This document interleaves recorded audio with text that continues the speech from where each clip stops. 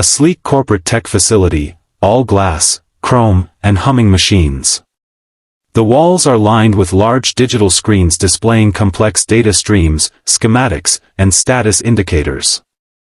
In the center, a circular control station glows with red warning lights. The atmosphere is heavy. Action. 20 engineers in lab coats and company-branded polos crowd the room. Some are on headsets barking into microphones, others are furiously typing lines of code, scanning monitors, or flipping through manuals. The central display keeps flashing. Critical error, system failure. Reboot attempt failed.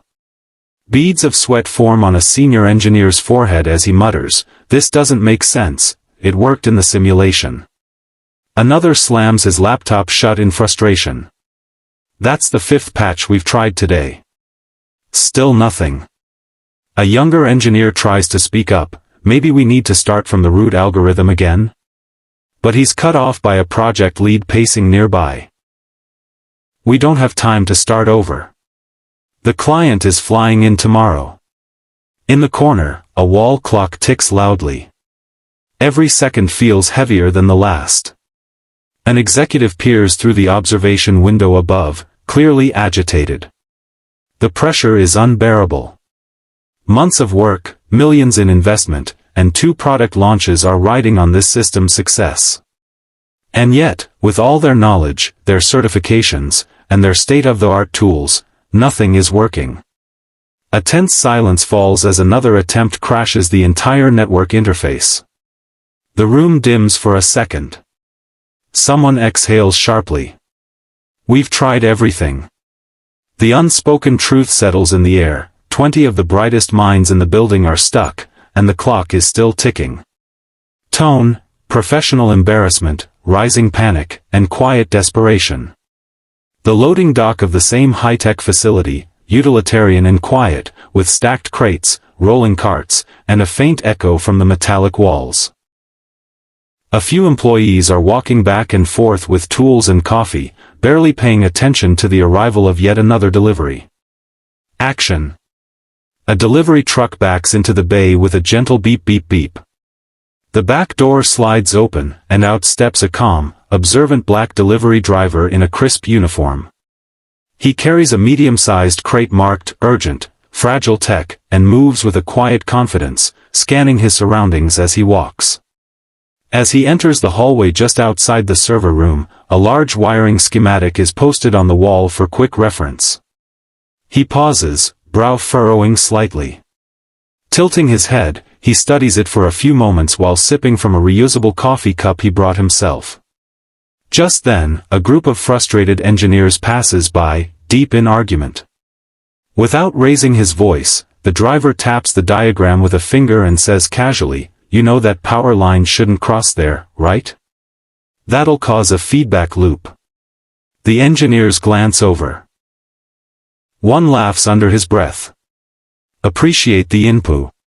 Inside the main control room, the nerve center of the facility. A panoramic wall of screen stretches across the front, still pulsing with warning messages and error logs. The room is filled with blinking lights, whirring fans, and the silent tension of a team on the edge of failure. Action. The delivery driver, now reluctantly pulled into the spotlight, stands at the console. Around him, a semicircle of engineers watches in a strange mix of skepticism and hope. No one speaks. No one dares interrupt. He examines the tangled web of code on the screen, eyes scanning quickly. "There's your loop," he says, pointing. "The logic's recursive, but your fallback condition's too late. It's bottlenecking here." He types swiftly, not like a hacker in a movie, but with the calm precision of someone who's done this before. Then he turns to the open control panel, kneels, and carefully adjusts 2 wires and 1 chip connector. "Ground this one. Move that relay to a separate path. You're trying to force it all through a single bridge. That's your traffic jam." An engineer leans over his shoulder. "How do you even know this?" He shrugs. "Used to help my uncle with server farms. And I like puzzles." A tense beat. He presses enter. The room goes still. For a second, nothing happens. Then, whir. The red flashing lights blink out. One by one, the status panels turn green.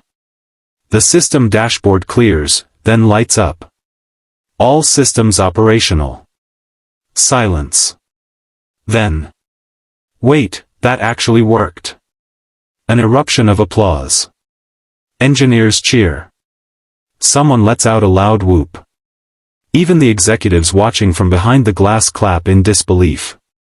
The driver steps back, dusts off his hands, and smiles. I guess the package wasn't the only thing I delivered today. Tone, awe, triumph, and stunned admiration. Online platforms in a corporate press conference room, modern, polished, and now buzzing with media presence. Cameras flash. Microphones crowd a podium emblazoned with the tech company's logo.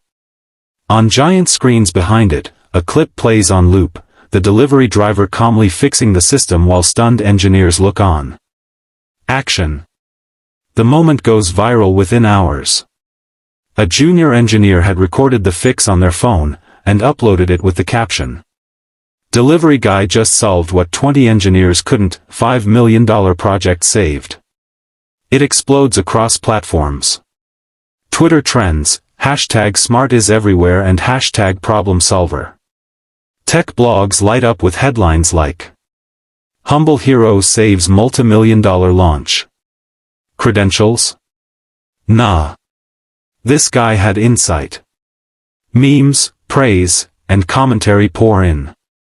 Experts debate how a so-called unqualified worker saw what they missed. The public cheers the story of unexpected brilliance. Cut to. The company's CEO takes the stage at a special press conference. He looks both proud and a little embarrassed.